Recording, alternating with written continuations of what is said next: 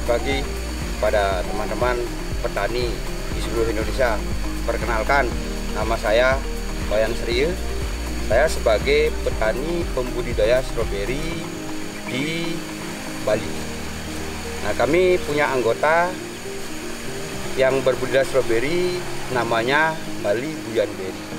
Kami punya anggota jumlahnya 24 orang, semuanya spesifik berbudidaya stroberi. Nah, kami sedikit akan menjelaskan bagaimana teknik budidaya yang kami lakukan di kelompok Bali Buyan Berry. Sebelum kita mengolah lahan, saya melakukan penebaran pupuk organik. Ini pupuk organik yang sudah jadi, kita fermentasi dari bahan-bahan organik. Ada dari arang sekam, ada dari sekam, terus dari kotoran hewan dan kompos. Kita sudah fermentasi, kita tebar. Nah, penggunaan pupuk untuk luasan 1 hektar, kita menggunakan pupuk yang sudah fermentasi ini kurang lebih sekitar 40 ton. Nah, setelah ini kita tebar, sudah merata, kita tambahkan pupuk anorganik kurang lebih 200 kilo per hektar. Nah, kita sebar juga pupuk anorganiknya tipis sekali seperti ini, tipis. Nah, nanti kita baru melakukan pencampuran sekaligus untuk mengolah tanah dengan menggunakan traktor atau hand traktor. Kami tambahkan fungsi, kami menambahkan pupuk anorganik di sini karena kami juga berbudidaya yang mengarah ke ramah lingkungan. Tapi penggunaan dari anorganik ini dan kandungan pupuknya ini sebenarnya untuk menambah unsur percepatan, karena kami menanam stroberi itu perlu unsur tambahan. Kalau organik ini untuk memelihara kesuburan tanah yang berkelanjutan.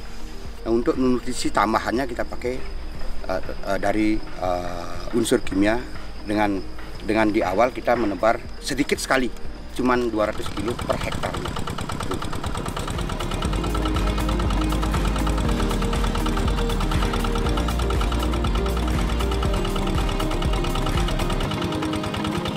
Selanjutnya saya akan menjelaskan, setelah tadi kita sudah melakukan penggemburan tanah dengan menggunakan traktor atau hand traktor.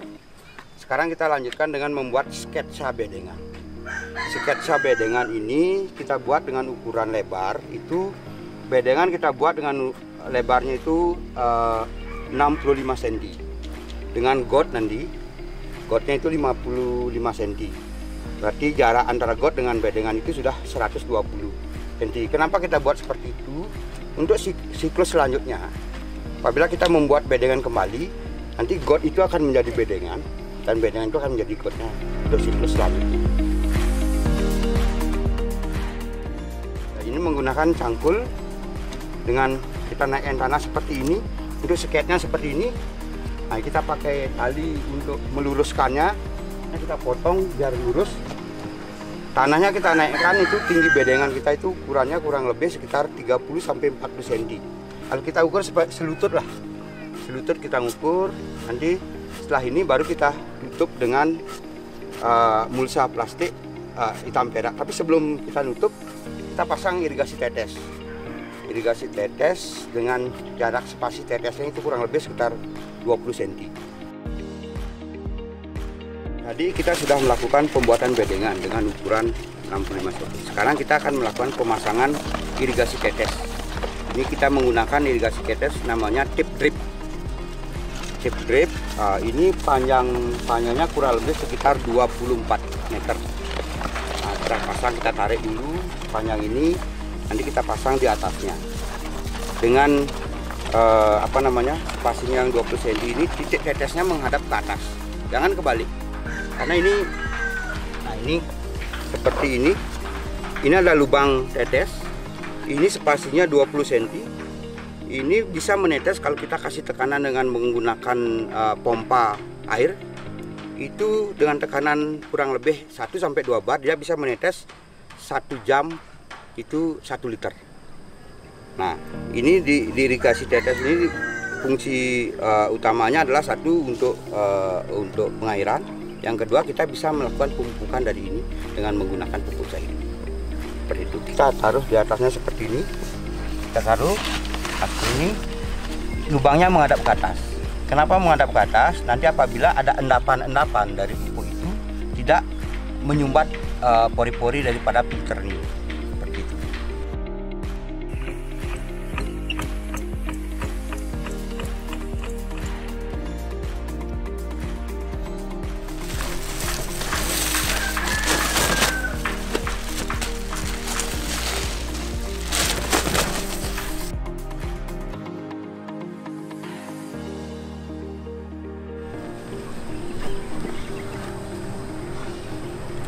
Nah, selanjutnya kita pasang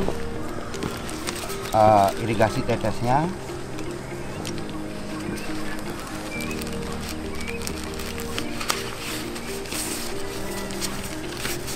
Ini kita gunakan dari sistem irigasi yang sudah pernah terpakai ini. Kita pemakaian pipa ini sudah 3 kalinya yang sekarang. Ini bisa dipakai selama 5 tahun. Cara pemasangannya adalah seperti ini. Ini sudah ada kuncinya, tinggal masukkan.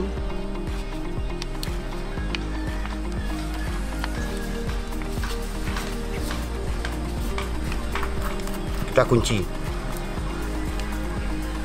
Nah, kita kunci, kita tarik di ujung. Sekarang guludan sudah terbentuk, kita membuat lubang tanam. Lubang tanam itu jarak tanamnya kurang lebih sekitar 30-35 cm. Nah, caranya di awal kita dengan memakai ukuran, ini kurang lebih ukurannya 35 cm. Di awal kita lubangi seperti ini.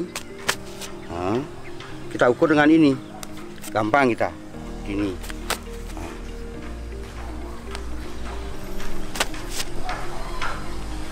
Nah, sekarang kita akan melakukan penanaman. Nah, benih atau bibit yang kami gunakan inilah bibit dari sistem sulur. Sistem sulur yang sudah kami cangkok dengan menggunakan pembungkus plastik dengan media di dalamnya, dengan media organik juga. Ini dari tanah-tanah yang sudah subur. Nah, kita lepas plastiknya dulu seperti ini. Ini umur bibit kurang lebih di lahan karena kita cangkok dari sulur kurang lebih sekitar 2-3 minggu. Sudah ada akar terlihat seperti ini, kurang lebih panjangnya antara 7-10 cm. Nah, kita tanam ini.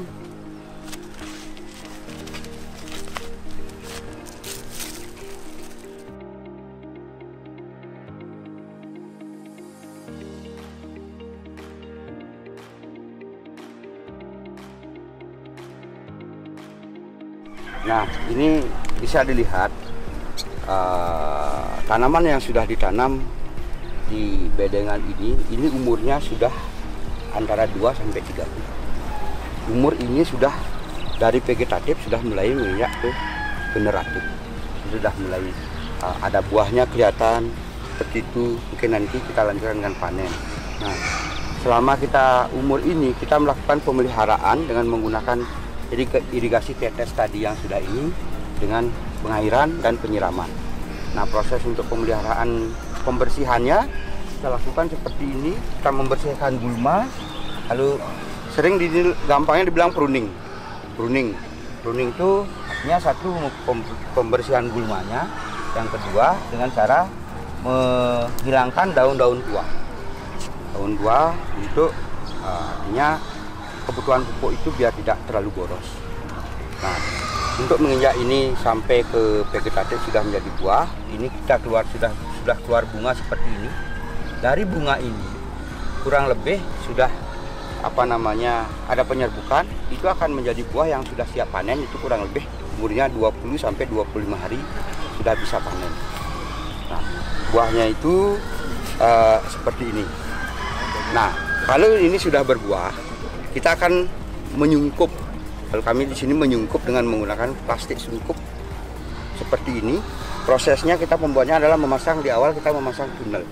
Ini kita bilang tunnel. Kalau dulu kita pakai bambu. Sekarang kita sudah pakai namanya tunnel. Ini dari bahan, di tengahnya itu pipa baja yang tipis dibalut dengan plastik polietilen. Panjang. Nah, ini ukuran tunnel ini 2,4 meter, 2.400 mm.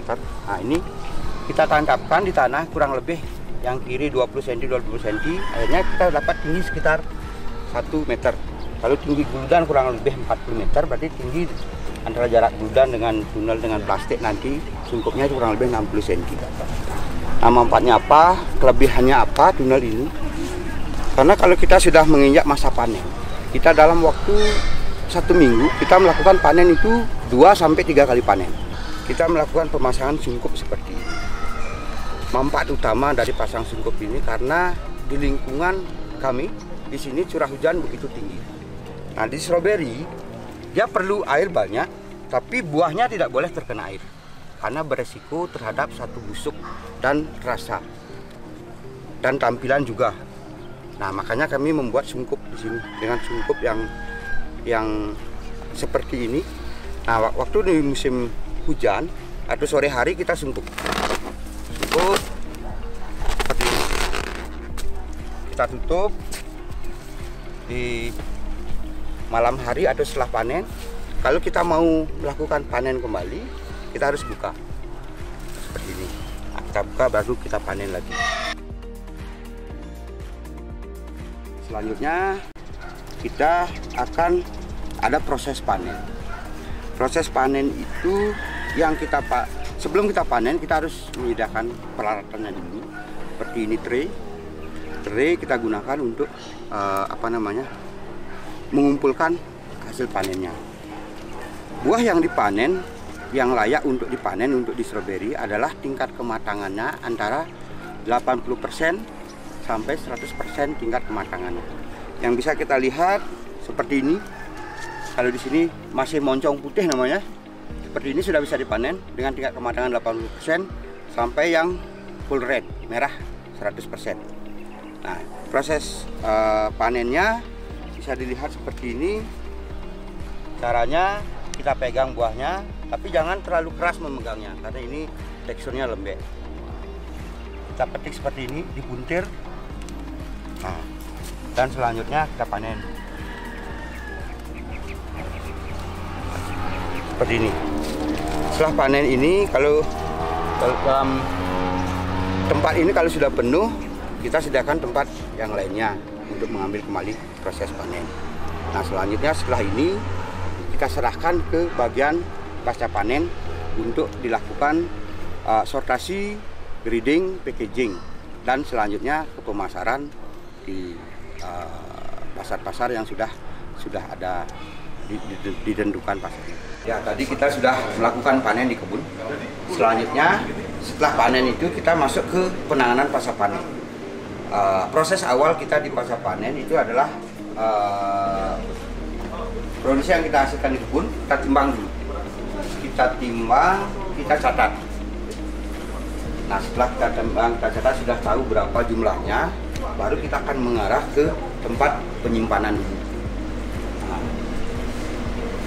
sudah dicatat, kita mengarah ke simpan dulu sementara, tempatnya sementara. Kita akan sortasi, kita ambil kembali, kita sortasi di tempat sortasi.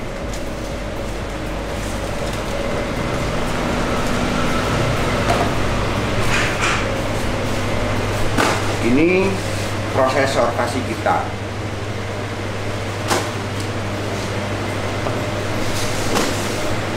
Ini proses sortasi kita. Seperti ini, tadi buah itu kita tuang di sini. Nah, prosesnya di sini kita pilah dulu. Kita pilah dengan sortasi mana yang layak dan mana yang kurang layak, atau kita kasih ini reject. Yang layak kita lakukan langsung dengan grading. Grading itu kami di sini karena pasarnya ada 3 pasar. Pasar yang tradisional, terus ada pasar modern, ada pasar horeca, dan pasar olahan. Nah, kalau yang di pasar tradisional mungkin kita bisa jual dalam bentuk curah. Nah, kita tambahkan pasar sekarang karena kita sudah masuk pasar global. Terus ada kita di PMK, kita punya Bos Fresh yang mengembangkan pasar digitalisasi dengan online. Nah, yang menangani itu adalah Bos Fresh. Bos Fresh dia sudah melakukan penjualan online. Nah, mungkin dari teman-teman yang berminat dengan stroberi kami bisa di aplikasi Bosspress. Untuk aplikasi Bosspress, nanti Anda bisa melihat banyak dari proses budidayanya, panennya, sampai pemasarannya. Nah, di sini kalau kita sudah klik stroberi, aplikasinya akan menjadi di bawahnya seperti saya. Lihatlah nama petaninya siapa, kapan panennya, berapa produksinya ada di sini. Makanya kalau kita pemasaran, karena kita sudah punya Bosspress ini, teknologi pemasaran digital ini sudah sangat bagus juga di pasar kami. Proses sortasi sudah kita lakukan. Sekarang kita melangkah ke proses packaging sesuai dengan gradingnya. Proses packaging kami ada dua. Yang pertama dengan menggunakan plastik wrapping. Plastik wrapping ini untuk melindungi gerakan pada waktu kita mobiling ke pasar Horeca dan pasar digital. Nah, terus yang kedua ada packaging dengan seperti ini tanpa wrapping. Ini pasarnya adalah ke pasar modern, pasar display. Nah, ini nilai jualnya juga karena kemasan, karena ini kategori buah premium, nilai jualnya juga lebih tinggi dibandingkan dengan yang standar. Nah, ada pesanan khusus, misalkan ada pelanggan kami yang di luar standar packaging kami layani juga. Seperti ini, dia minta 1 kilo dengan ukuran tertentu. Ini ukurannya 1 kilo untuk pesanan khusus, misalkan untuk konsumsi langsung, untuk adalah yang datang langsung ke tempat kami untuk membeli langsung kemasan ini.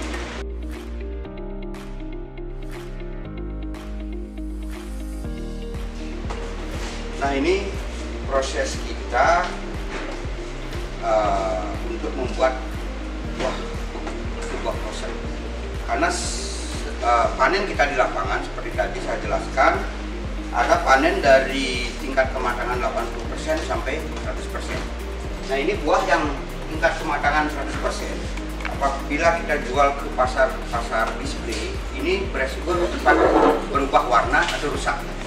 Untuk mempertahankan rasa dan warnanya, kita proses dengan membuat buah ini disimpan dalam bentuk frozen atau dengan proses seperti ini.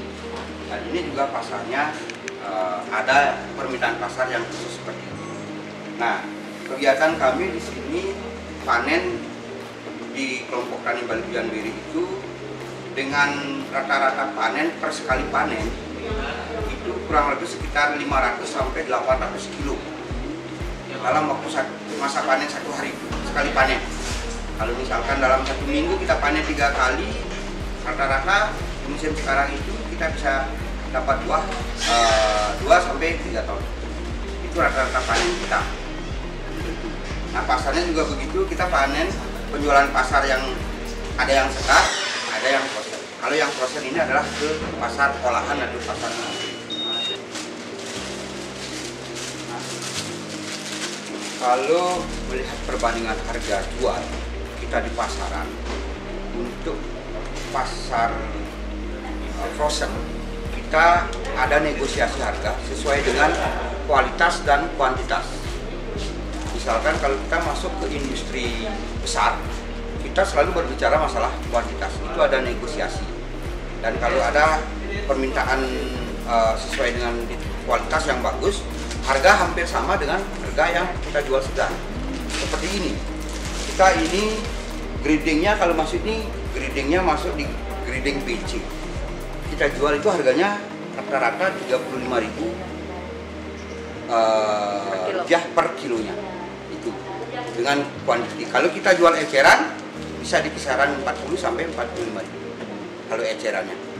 Nah, juga kita melayani yang Horeca, karena kita mobiling di Horeca itu ada pesanan dari 1 kilo kita layani sampai sebanyak-banyaknya. Itu masing-masing harga itu fluktuasi. harganya antara 30 sampai 40 sama. Suhu penyimpanan yang sudah ini kita simpan dengan suhu di freezer ini, suhunya kurang lebih rata-ratanya adalah minus 18 sampai minus 24 derajat Celcius untuk mendapatkan suhu standarnya penyimpanan. Itu bisa bertahan sampai 6 bulan. Nah, makanya dengan teknik kita bisa simpan seperti ini, kita bisa, artinya harga segar di pasaran itu kita bisa lebih stabil dengan menjaga produksi yang berlebihan dengan menyimpan seperti ini.